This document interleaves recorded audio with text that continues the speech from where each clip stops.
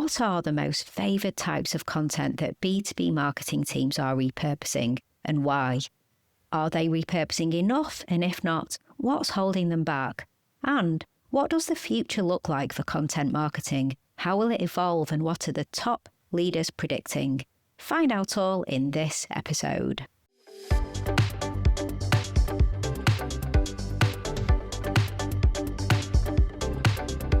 You're listening to the Content 10x podcast, where it's all about content repurposing. I'm Amy Woods, and I'm here to help you maximise your content and find smart ways to get your message in front of more of the right people, whilst also saving time. Let's get started.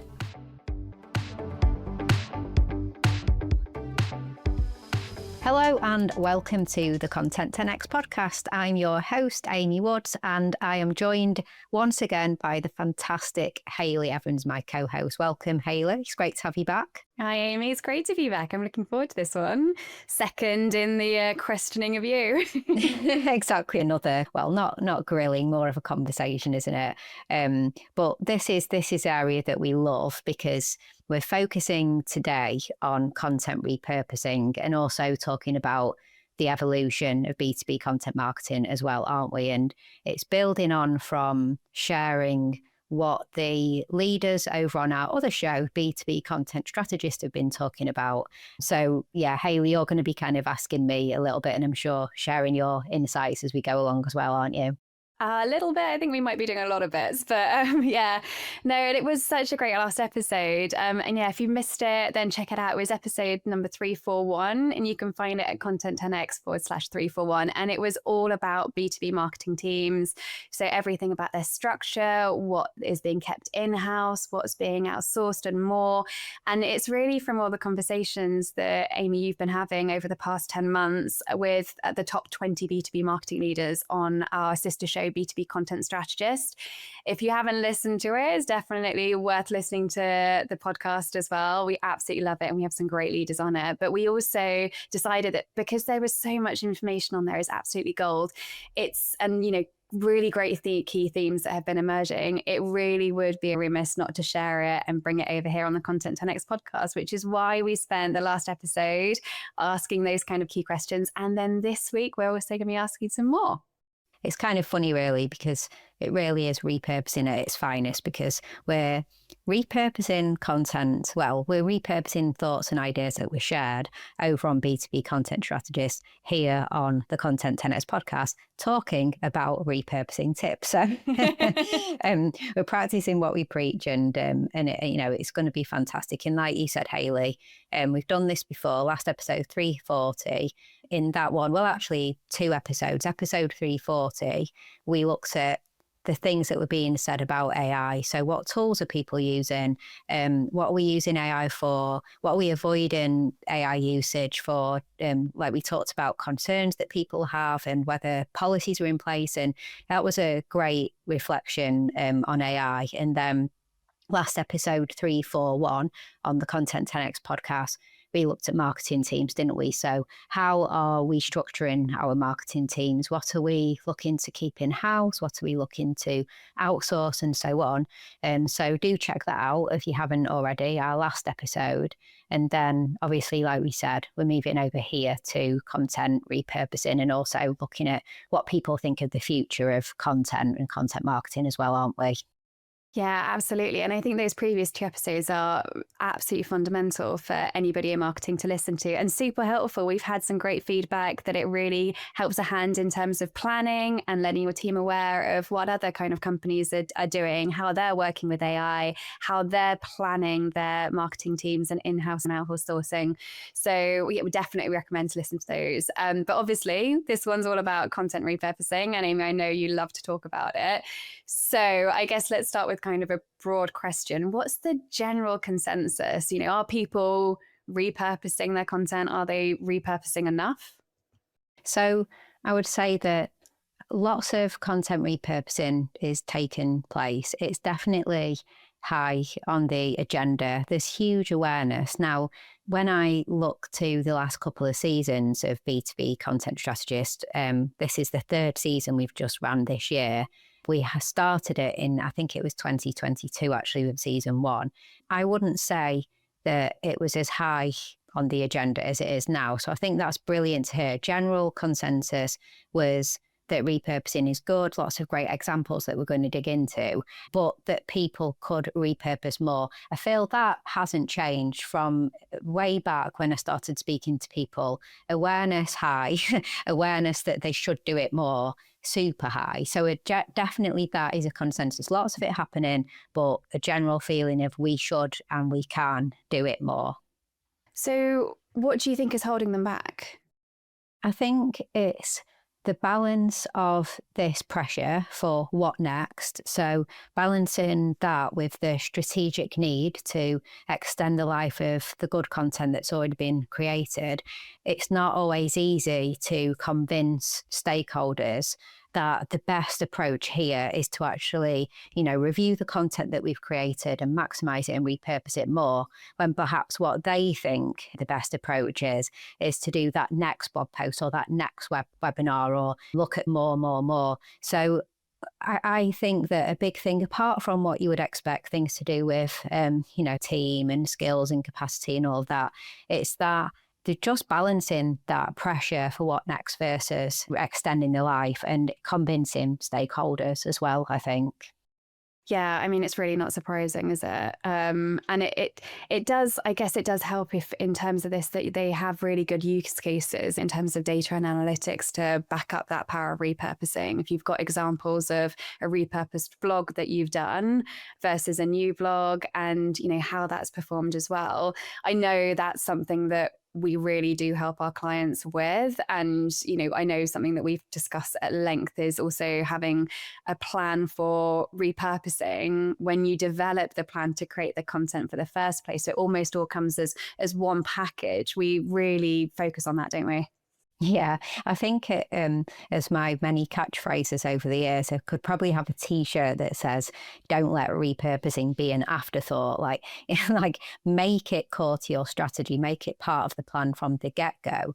So when you're planning a content campaign, let's say that you're planning the next webinar series or the next podcast series or something like that, you're not just getting approval and buy-in for the podcast and the webinars or the white paper, but the repurposing plan that comes firmly with it. Like, this is what we are going to do. And then, as we know as well, if you plan the repurposing in the early stages, before you've actually created the content, you go into repurpose, you're going to have better repurposing as well, because it's planned. Therefore, the content that you create, you might create slightly differently because you've got that repurposing in mind. So I think that is a big thing. And then, as you said as well, if you've got use cases and then you can share what this plan is likely to achieve based on past performance, things like that, that is going to help as well. So I think B2B marketing teams are getting better. Like I said, far, far better than when I started this podcast, but also just in the 8 years of Content 10X, it was a little used term, and now it's a well used and highly regarded term in business practice, really. I mean, I feel like it's everywhere on my LinkedIn feed. But it's great to see that people are talking about content repurposing so much. And I think, there's that not so old phrase of, getting the most bang for your buck. And with thinking about content repurposing at the beginning, you're literally getting as much as you can out of your content. So it's a better use of team's time and spend, really. So I guess in terms of it, what are you finding that people are repurposing when you ask what is their favorite content to repurpose? What are you really hearing? There was near universal agreement that large, like data-driven or research-based assets, so things like benchmark reports and proprietary research, industry surveys, are a really valuable starting point. These assets, you can, what I was just saying, really, you can systematically then repurpose them. So the big pieces of content like a benchmark report, proprietary research, they can go on to become blog posts, webinars, infographics, social snippets, sales collateral, sales material, and so much more. So it was a big focus on the big, especially research-based and data-driven type of assets, those kind of content. Yeah, oh God, we know this all too well, don't we? And it's our absolute favorite type of content that that we help our clients repurpose, really. I mean, do any examples stand out at all for you? Yeah, so we kicked off a great conversation in episode 1 of season 3 with Katie Morley, who at the time was at Content Square. So she said her most successful campaign was this big annual benchmark report, which was built on proprietary data. So it was a big pillar asset. So she spoke about how they broke that into industry specific reports. And as I mentioned, they were able to run webinars discussing the report and do press releases and events and social campaigns. So she discussed how that was good for driving demand and pipeline and brand awareness. So all areas of the funnel, which is what we love to hear. And then Lou Bachersky, episode 3, she also spoke about reports when asking her favourite type of content to repurpose.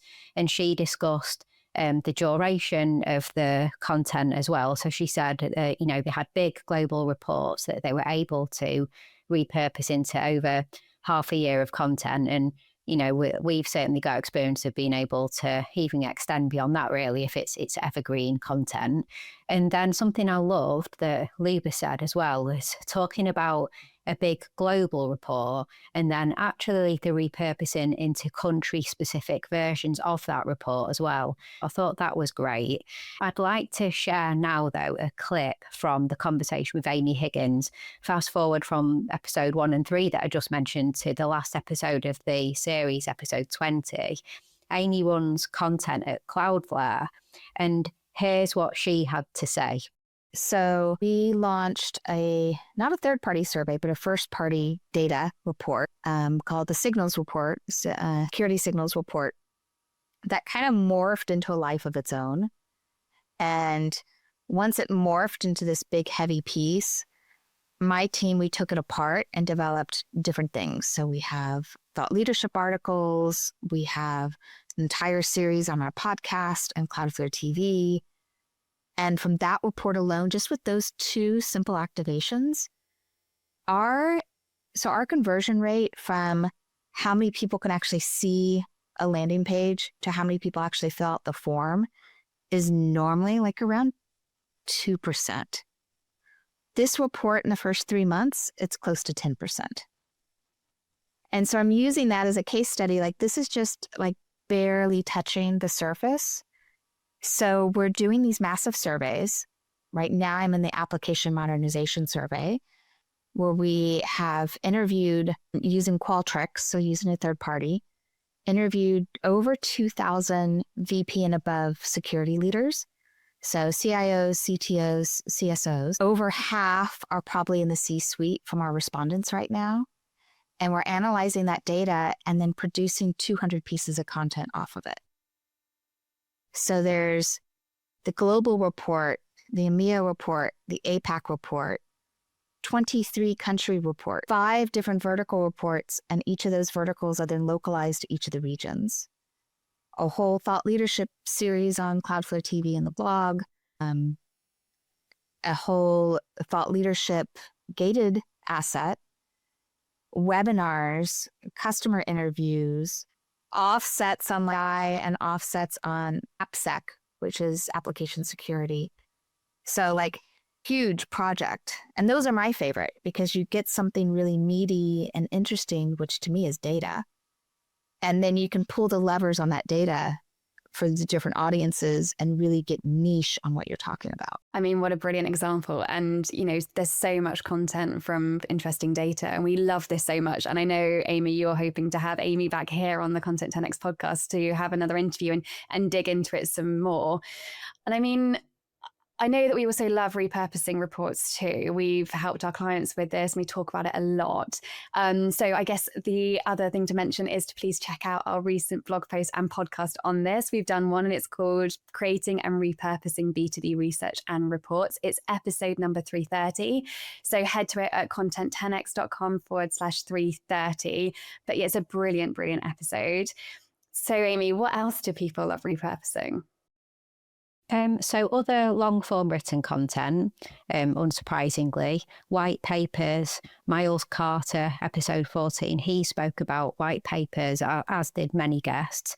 Ebooks as well, so similar kind of thing. Martin Mully, episode 4 in particular, he talked about an ebook and how that became many blog posts and inspiration for podcast episodes and things like that. So again, I guess unsurprising to us, but those longer form pieces of written content was also something that cropped up time and time again. Yeah, and I think on that as well, it's really interesting because it's great that we're seeing content repurposing all over our LinkedIn feeds, people understanding more about content repurposing.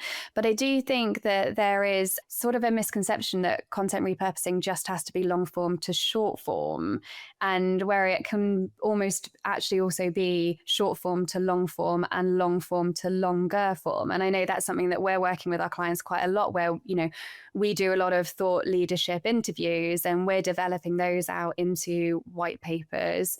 So I think that's as well, it's quite interesting, isn't it?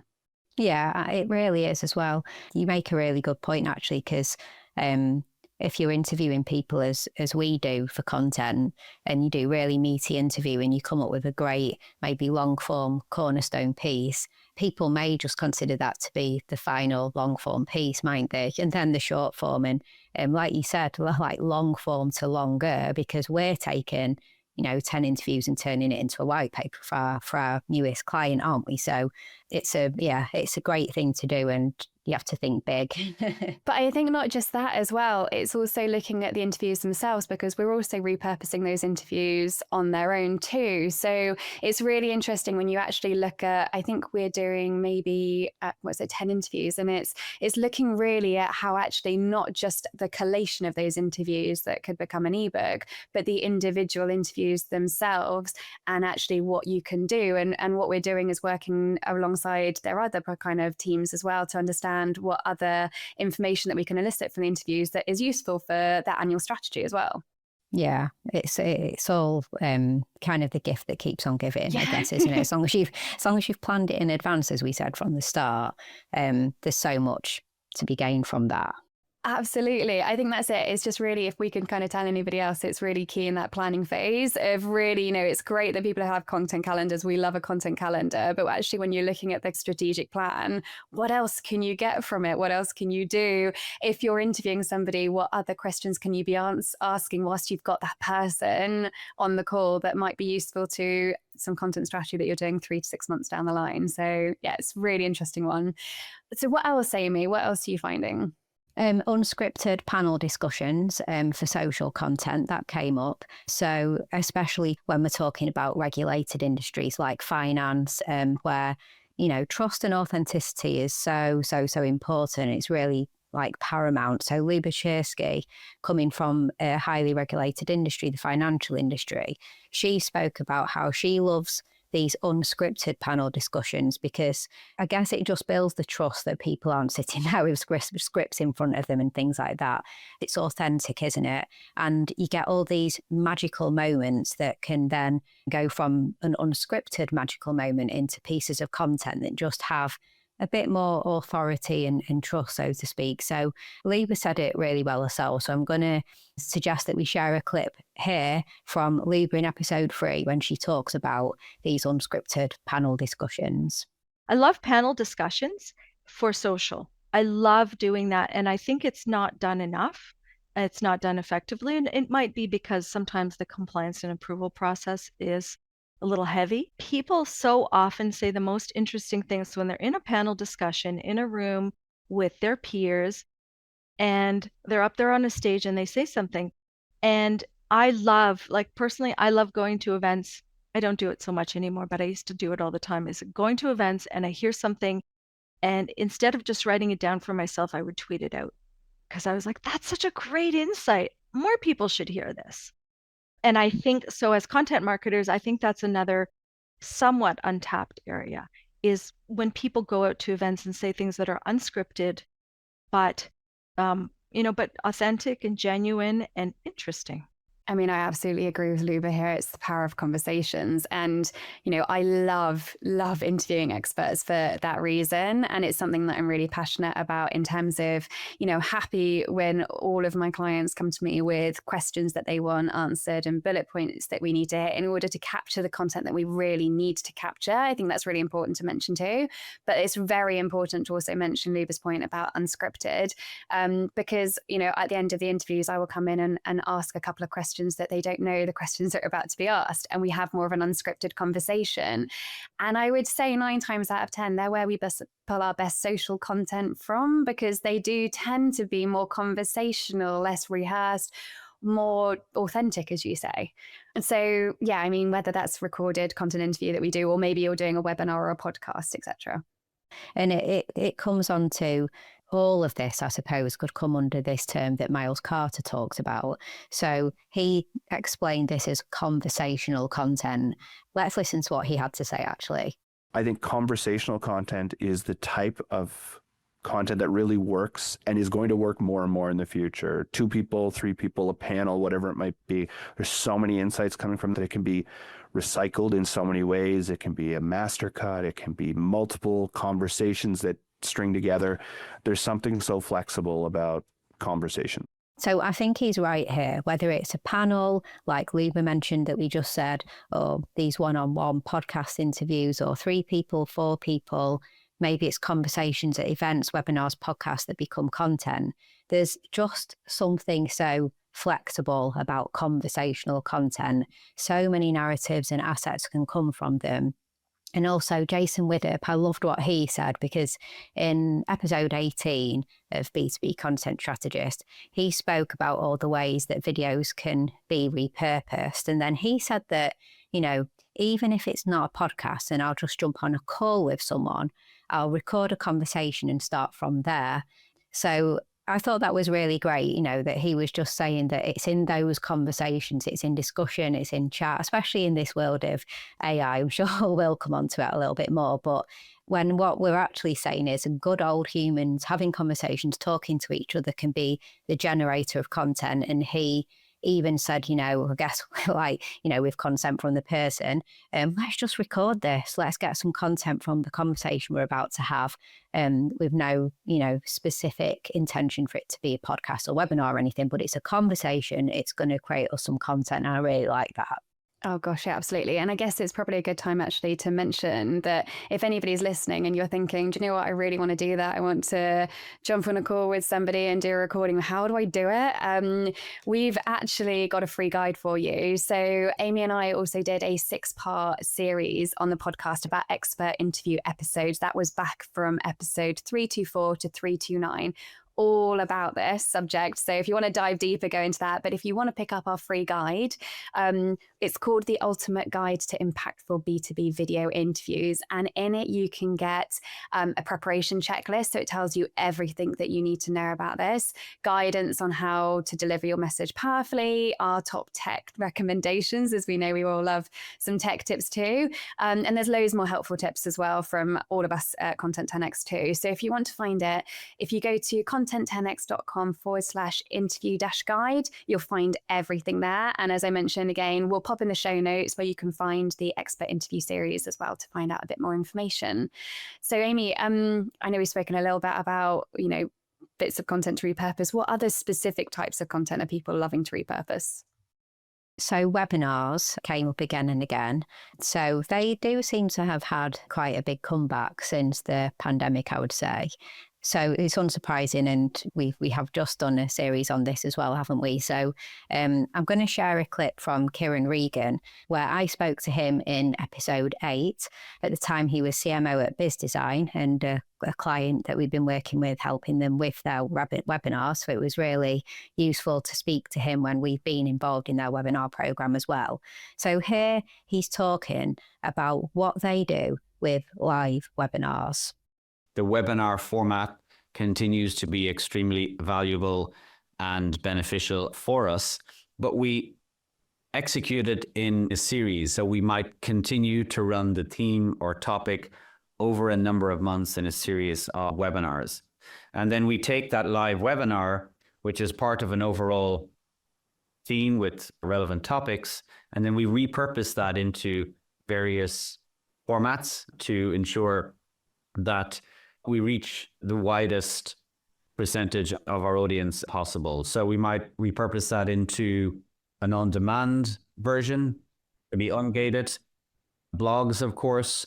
We create community posts, so we find our audience is present on certain industry communities, so we ensure we distribute the content produced from that webinar in those channels as well.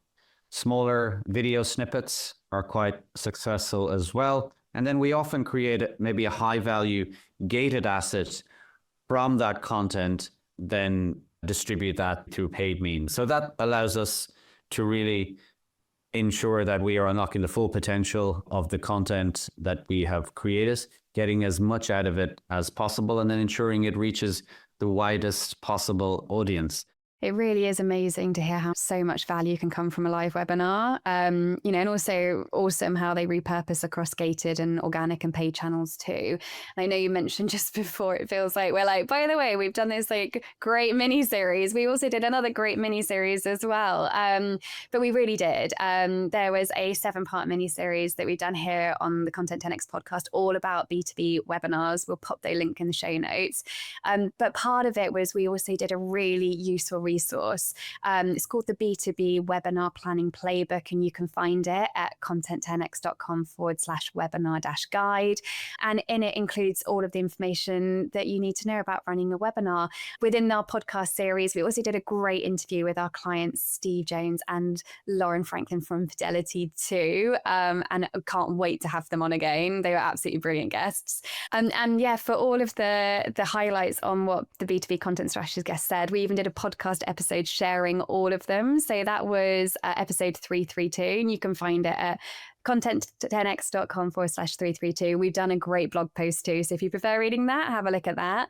But yeah, I would definitely recommend listening to those mini series. It's something that Amy and I have absolutely loved doing with everybody listening, is diving deep into expert interviews, diving deep into webinars.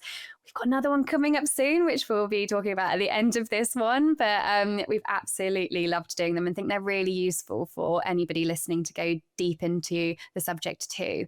So Amy, what other types of contents are favourites for repurposing? Well, we already mentioned really when we were talking about conversational content as a whole, but of course, we'd be remiss not to say about podcasts. So still super popular. I would say becoming more so as well. People are definitely seeing the value of podcasts and the value of their repurposing potential as well. So we've been banging the drum about B2B podcasts for a long time and producing podcasts, launching them with our clients, and we have our own as well. So it's good to hear more people are realising the value. Camille Trent, who was previously a client of ours, actually, we launched a podcast with her when she was back at Dooley.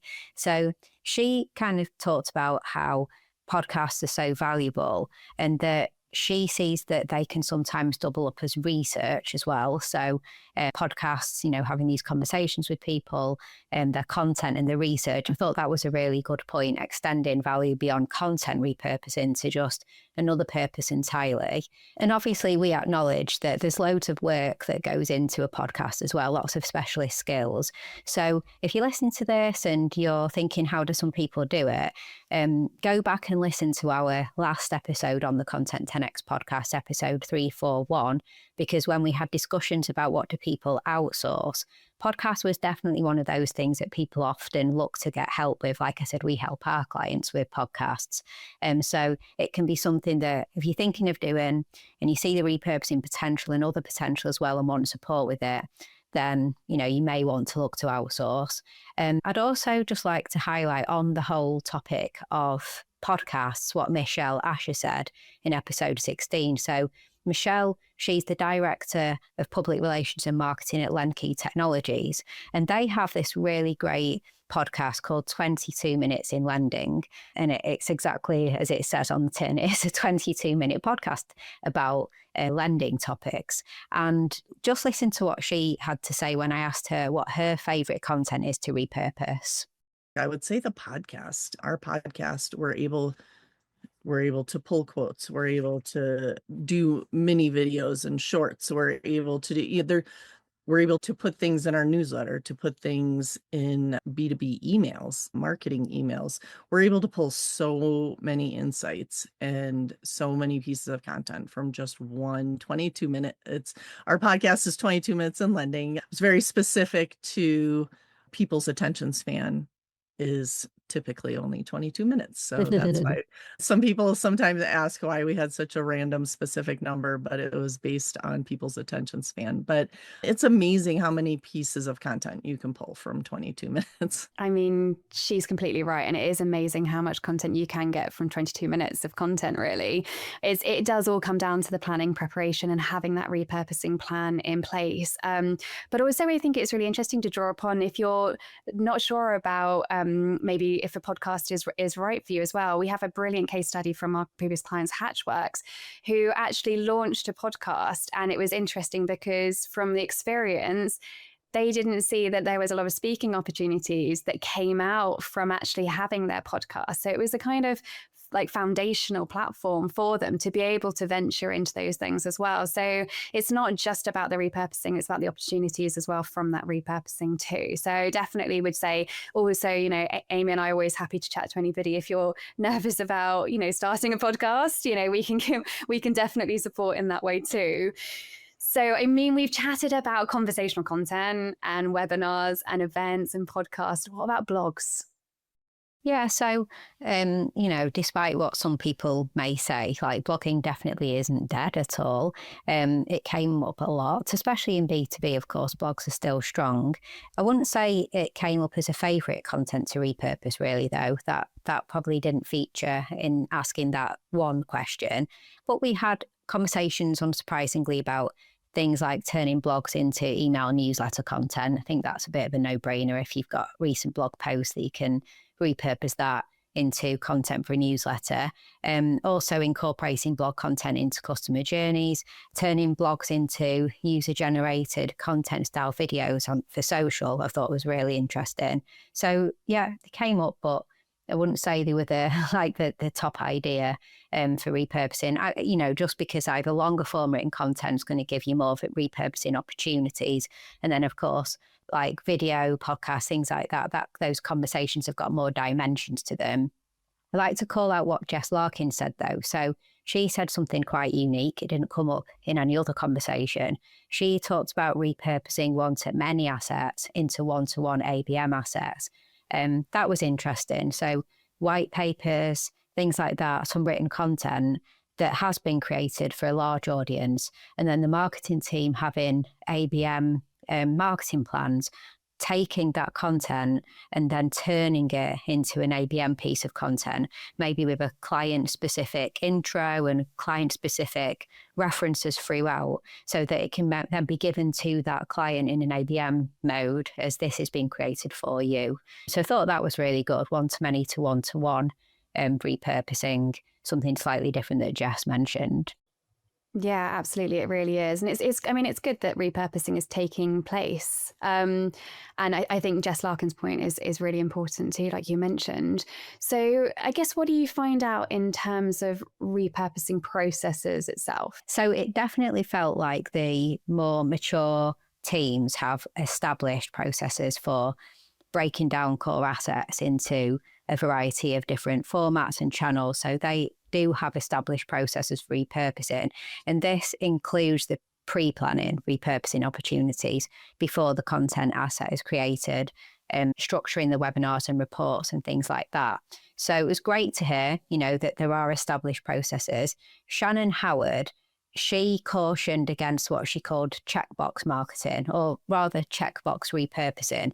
This is where she was talking about you have these processes that just mean that every asset is atomized into every possible format, and that's being followed regardless of value or, what the content is.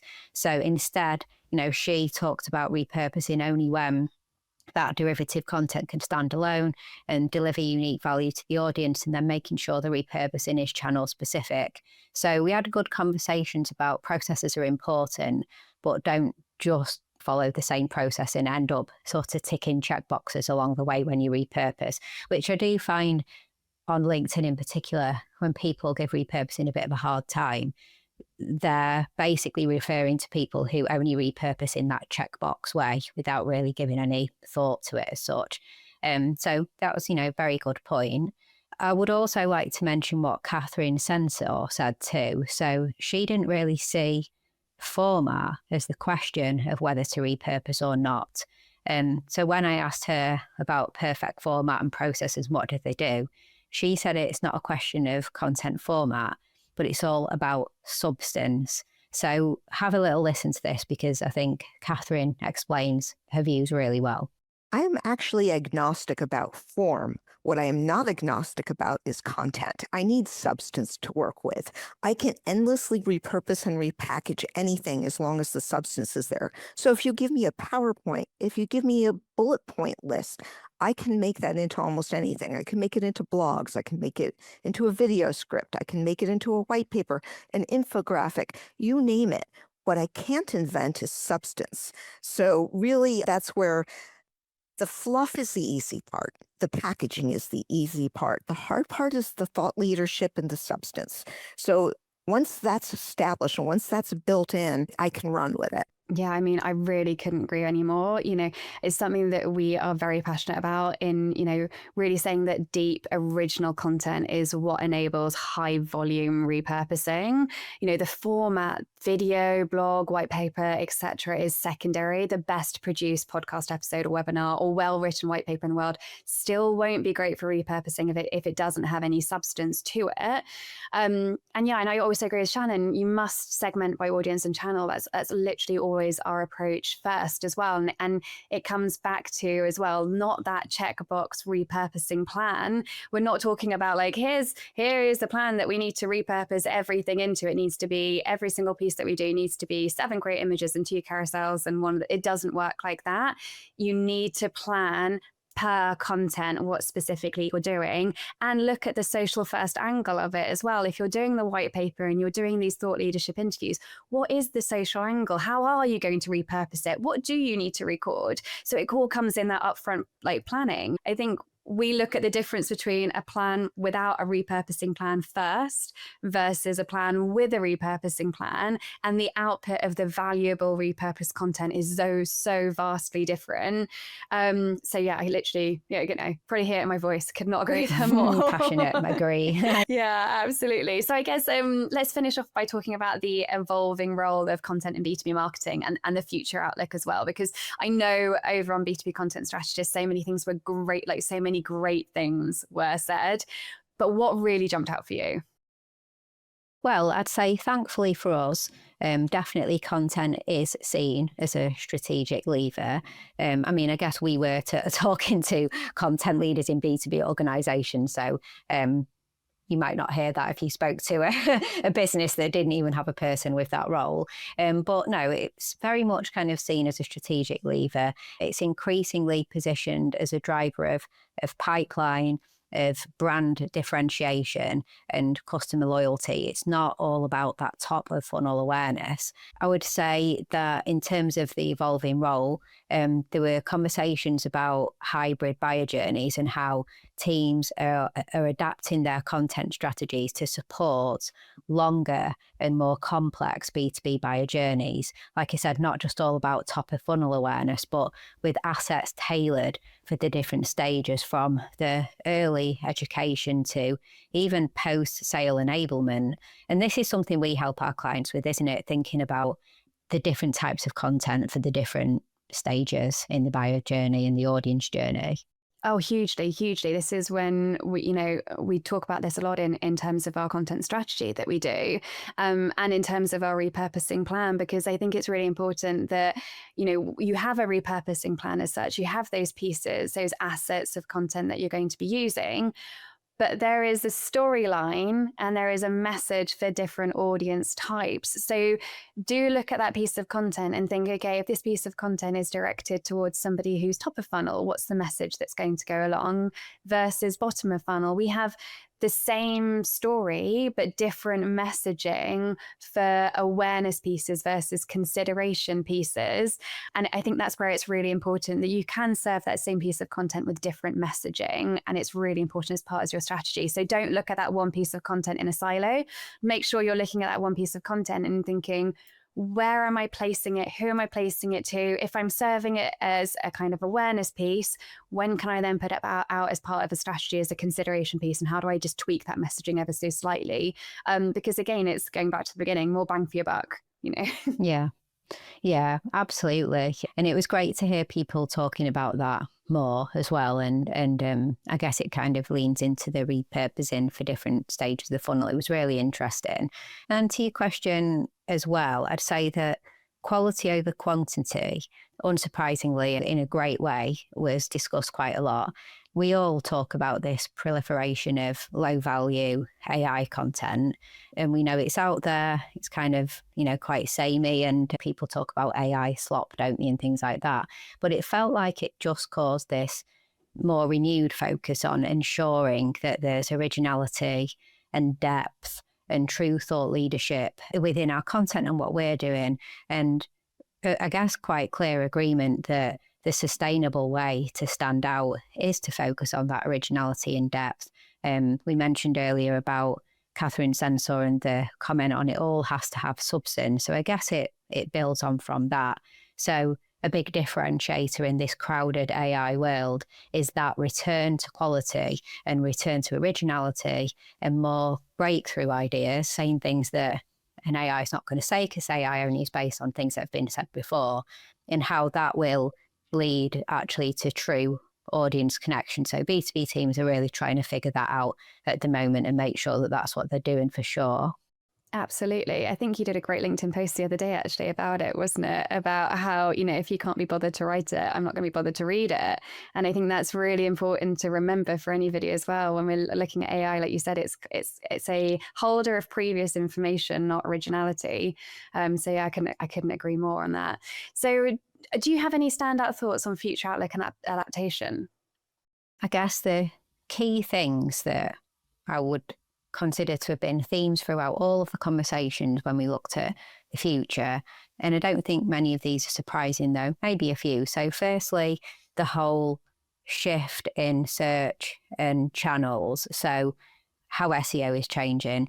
Leaders are watching how we change our search behavior. We have generative AI search. We've got to adapt our search for this, new world, I guess, of AI-powered search, as well as the usual discovery through SEO and organic search. So a lot of thought towards that and adaptation towards the way that we now search for and find content and information that we need. Another thing, personalization and data-driven content. So a massive interest in hyper-personalized content journeys and looking at how to leverage data and automation to get the right messages to people at the right time and make things even more personalized as well. So that came up a lot. B2B becoming more like B2C, mentioned many, many times. Talks about like the return to fundamentals, I suppose. So there's all these technological changes and things like that, which means even more focus on an understanding of our content and having strong beliefs, and from a marketer's perspective, clear measurement as well. All the fundamentals, like let's get better at that and stick to that, and authentic storytelling. The return to quality, I think, time and time again, really, really standing out. And the rise of this undifferentiated AI content where we can just go above it. Paul Way, he spoke about voice as the next big differentiator. So talking about AI generated content and sameness, he said, your voice can become your brand. So the style, the human side, the funny side, natural writing, that's going to cut through. So voice as a differentiator was something that Paul believed in, being a human voice that is natural and witty and tells stories and things like that. So all of those all came up and really are like what people are kind of saying in the future outlook. And also when we spoke about conversational content, a future outlook with this renewed appetite for real conversations, through live events as well, through community building, and content creation. Jason would have talked about how he'd love to combine content interviews with mountain hikes, like hiking in the mountains. So, he talked about how he'd love to have a drone or a videographer or something to follow and bring together his love of the outdoors and nature with exercise and walking to content creation and hike out in the mountains. But I love that, because that kind of, I think, lastly on this future outlook, as well as all this talk about being differentiated and voice and things like that, the word was community, and being more in person, or at least live, if online, like live type, raw, authentic type content, and live events in person too. So I think there's lots of great things there. I think it's lots to look forward to, and just making sure that people focus on the positive through that in terms of the content creation. Yeah, I mean, absolutely. I do remember that part of Jason's episode very well, and I absolutely loved it. And I think it's a great idea too, and really authentic. And I think it boils down to everything that you said, is that just remembering that people connect to people. It's that human connection, whether it's through human writing or whether it's through live events. It's that people connection that we're really looking for. But I think across like this, it feels like the themes seem to reflect quite like a sophisticated, pragmatic, audience-centric approach to B2B content marketing. And it's great to see that there is such an emphasis on that authenticity and that quality over quantity, which, we're very, very passionate about as well. And I know this is going to be achieved if there's also focus on, the operational excellence side of things and cross-functional alignment, of which we touched on in the last episode, which is really important to listen to as well. And I think just without a doubt, a relentless focus on delivering that real business value at the end of the day. So Amy, thank you so much. But I guess I think we've kind of covered quite a few bits, and probably that's a wrap, isn't it, for this episode? Yeah, we could keep on for ages, couldn't we? There's so much to talk about, but hopefully that has been really interesting, us just summarising, what people are repurposing, what their views are on repurposing, and what their views are on the future of content. So hopefully that's been really interesting. And do go and check out these episodes that we've been talking about. If this has piqued your interest and you would like to go and hear some of these conversations, as we mentioned at the start and throughout, we're talking about conversations we've had over on B2B Content Strategist. So you'll find that on any of the podcast apps. Just search B2B Content Strategist or head to our website, content10x.com, and you'll be sure to find all the episodes there. And also, Hayley, you mentioned this already, but for quite a few of the topics that we've talked about, we've done a lot of content on these, and we've shared a lot of tips and advice and things like that. So we have our B2B webinar playbook, we have our expert interview guide for getting great content from conversations and tips on interviews. So if you actually go to the useful guide section of the Content 10x website, which you'll see in the top menu bar, you'll see all of those guides, and you'll also find on our blog that if you want more than the guides and you want to read some of our more epic kind of cornerstone articles on things like webinars and expert interviews and research as well, we've got a whole huge article on how to repurpose research reports and white papers. It's all over on our blog. So do go check all of that content out. Links will be in the show notes.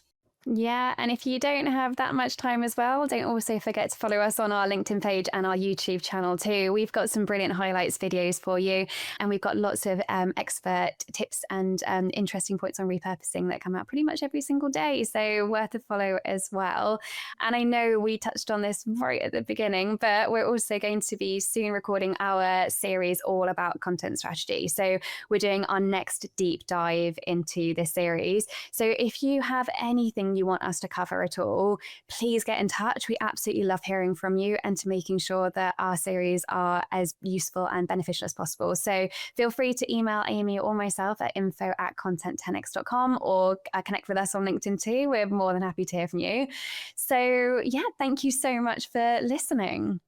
Yeah, thank you. Thanks, Hayley, as well. Absolutely great conversation. So thanks so much. And yeah, thanks everyone for listening, and we will catch you in the next one.